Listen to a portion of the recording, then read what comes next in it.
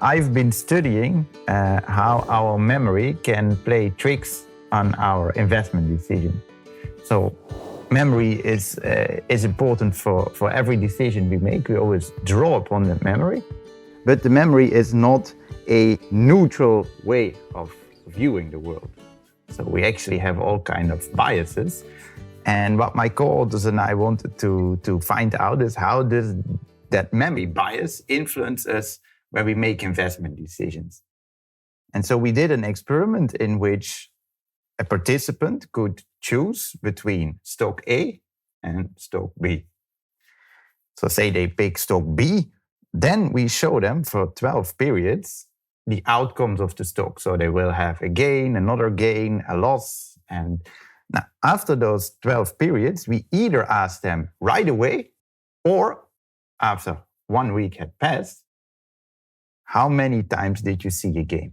And if they give us the correct answer, we pay them $8. Wow. That's why you're a professor of philanthropy, because you're always giving We always money. give people money. I love it. Exactly. If we ask people right away, they have a quite accurate memory. But if 1 week passed and people have the time to forget their unpleasant outcomes, then something very interesting happens, because now the investors remember more positive outcomes and they conveniently forget about the negative ones. Conveniently forget. So it's not that people really forget about the negative outcomes, but they just suppress them from their memory. Theoretically, a good investor is somebody who does remember losses and therefore makes wiser choices going forward. Would you agree with that statement? Yeah, because if I look at our experiment, we had then a second step, so people could reinvest, but now they could either reinvest into their own stock or they could switch to a new stock. And for many investors in our experiment, it was actually optimal to switch to another stock because it turned out that they had the bad stock. We had a good stock, right. We had a bad stock. Now, half of the participants had a bad stock. But what we see is that because of this memory bias, people believe their stock is great and they keep holding on to that stock, invest again in the stock, even though it's more optimal for them to switch. And there you see exactly that this memory bias of you believe like I made a great decision leads you to just buy the same stock again. Well, you should have switched. If I look at data that is just out there in the field, I don't know about people's memory. I have no idea. I cannot identify it. So I somehow have to measure the memory. That's what we can do with the experiment. But what the experiment can also do is remember from how the design looked like, we either ask people immediately after they observe how their stock did, or we give them 1 week time to forget the negative outcomes that they don't want to remember. And that specific manipulation that we can do there, that's also something that you can only study in the lab. And therefore we have much more control of what actually is happening. And we can identify that it's really because of memory and not because of all kind of other biases that might also play out in the real world. I would say that comedians have a pretty good sense of humor, and to do, stand-up, you have to have a great memory.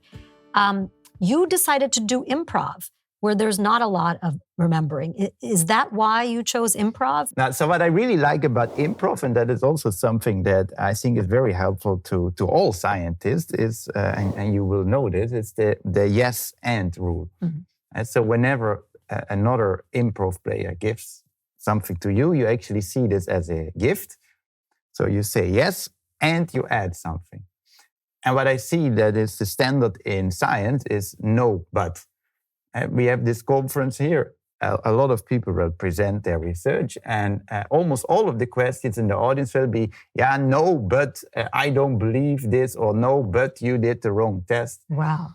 Well, that's important, but I think if we have a bit more yes and mentality, oh yes, this is a great idea, and how can we make it even nicer? That is, number one, more encouraging, particularly for young researchers. And number two, I think it unlocks much more creativity. Yes. And that's why I think every scientist should do some improvisation training. And in fact, I recently did it with the professor colleagues at the University of Amsterdam. Oh, did you? Yeah, I took them to an improv class, and they all had to practice with the yes and rule. do you remember the first time you invested? I do. And I actually started to invest when my dad sold all his investments. So that was at the in beginning of 2009, when we were just in the middle of the financial crisis, and everything really plummeted. And I just felt like, okay, it went down so much that now is a good moment to buy. And that's also what Warren Buffett always said. When others are fearful, you have to be greedy. And when others are greedy, you have to be fearful. So with that in mind, I decided to invest, but my dad was on the other side. So he was fearful that all the money that he earned with hard work would disappear. So we sort of, did the opposite trade at that moment. And now I regret, with hindsight bias, that I didn't invest more at that time. If you were to leave us with one thing, if you were talking directly to anyone who invests, what would be your summary, your wrap-up? Yeah, so we see that our memory is not very reliable. So instead of trying to base your decisions on your memory, make an investment plan and just stick to that. And only change if, for example, your life circumstances change and you need to optimize your portfolio, but not because you just believe like, oh, I remember this stock was so great, so I'm going to buy it again. My last question is, do you remember our names? Yes, Daya and Sammy. Great. Very good. Can I get my $8? Yes, and then I get my $50 for remembering your names. Wow, this is a bad investment on our part.